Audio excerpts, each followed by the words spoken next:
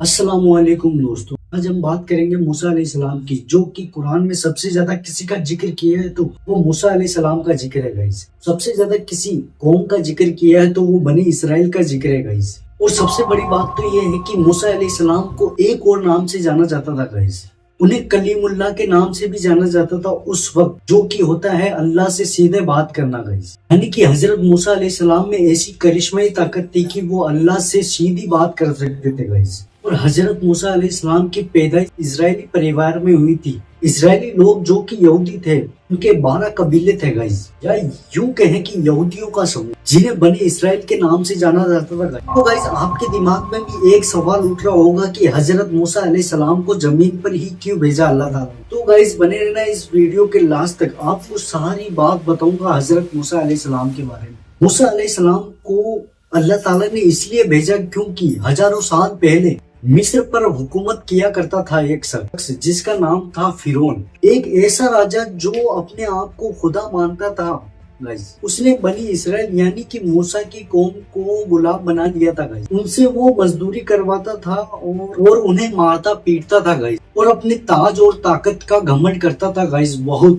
और इसी तरह 400 साल तक बनी इसराइल इजिप्ट के लोग गुलाम रहे। लेकिन इस 400 सालों में बनी इसराइल को एक उम्मीद दी गई, एक रसूल आएंगे और इस मिस्र के राजा को मिट्टी में मिला देंगे। सच में ऐसा ही हुआ गाइस। 400 साल बाद फिरौन के पास एक सिपाही आया और उसने आकर फिरौन को बताया, मिस्र में एक बच्चा पैदा होगा जो इस सल्तनत को मिटा देगा, फिरौन को मिटा देगा गाइस। और ये बात सुनकर फिरौन बहुत डर गया था। उसने फौरन हुक्म दिया, मिस्र में आज के बाद जो भी लड़का पैदा होगा उसे तुरंत मार दिया जाएगा। फिरौन ने तुरंत आदेश दिया कि बनी इसराइल के घर में जो भी बच्चा पैदा हुआ है उसे तुरंत मार दो गाइस। बच्चा पैदा नहीं होना चाहिए। फिरौन सिर्फ बेटों को मारना चाहता था गाइस। बेटियां होने पर उन्हें छोड़ देता था। फिरौन का आदेश मिलते ही सिपाही बनी इसराइल के लड़कों को एक एक करके कत्ल करने लग जाता। जब हजरत मूसा अलैहिस्सलाम की माँ को ये बात का पता चला तो वो बहुत डर गई थी। अब अल्लाह ताला से एक पैगाम आया, उसे एक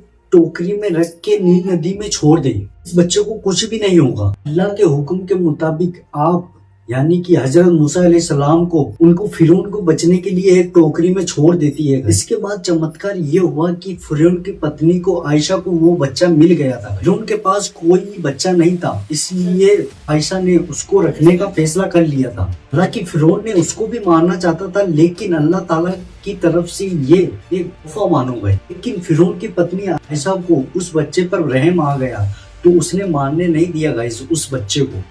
बच्चा यानी मूसा अलैहिस्सलाम। इसके बाद हजरत मूसा अलैहिस्सलाम की फिरौन के घर में परवरिश होने लगी। धीरे धीरे बच्चा बड़ा होने लगा गाइस, यहाँ तक कि 18 साल के हजरत मूसा अलैहिस्सलाम उसी महल में बड़े हुए। एक दिन मूसा अलैहिस्सलाम ने देखा कि एक मिस्र का आदमी बनी इसराइल के आदमी को पीट रहा है गाइस। उन्होंने उसे बचाने की बहुत कोशिश की, लेकिन मूसा अलैहिस्सलाम ने एक थप्पड़ मारा और वो नीचे गिर गया। उसकी मौत हो गई गाइस। हजरत मूसा अलैहिस्सलाम घबरा गए और मिस्र को छोड़कर वो चले गए थे।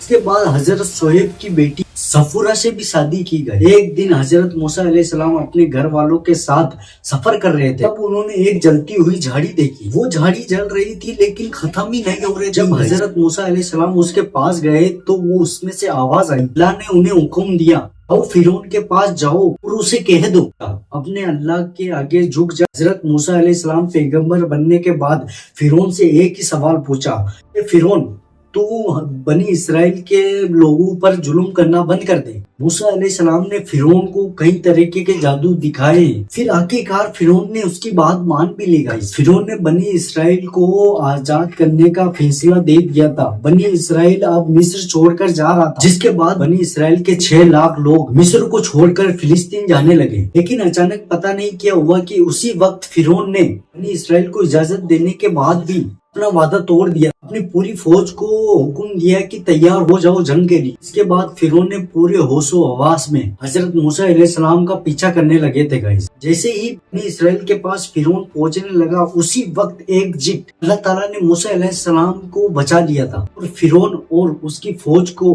पूरा उस समुद्र में डुबो दिया था गाइस। अब यहाँ पर लोगों को समझ आ गया था कि फिरौन कोई खुदा नहीं था, कोई इसके पास कुछ भी नहीं था। ये मिस्र का लास्ट फिरौन था, जो कि इसके बाद कोई भी फिरौन नहीं आया गाइस इस दुनिया में। तो गाइस वीडियो कैसी लगी हमें कमेंट बॉक्स में जरूर बता देना, उस वीडियो को लाइक कर देना और हमको सपोर्ट करना गाइस।